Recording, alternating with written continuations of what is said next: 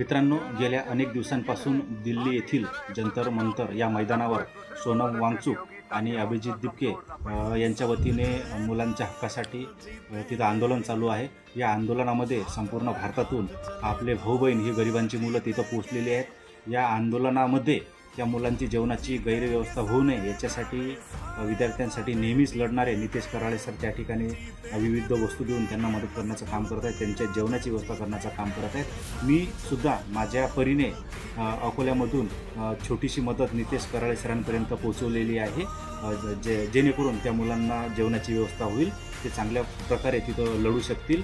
आणि हा लढा कशासाठी आहे तर आपलं शिक्षण वाचवण्यासाठी आहे, आपली लोकशाही वाचवण्यासाठी आहे। नीटच्या परीक्षेमध्ये जे 18 ते 20 मुलांनी स्वतःचं जीवन संपवलं त्यांना न्याय मिळाला पाहिजे याच्यासाठी आहे। तर या लढ्यामध्ये आपण सुद्धा सहभागी होऊया। याचबरोबर कांगणे सर सुद्धा दिल्ली येथे पोहोचलेले आहेत आणि विद्यार्थ्यांसाठी लढत आहेत। तर या सगळ्या लोकांना आपल्याला पाठिंबा द्यायचा आहे आणि आपल्या परीने जे शक्य होईल ते मदत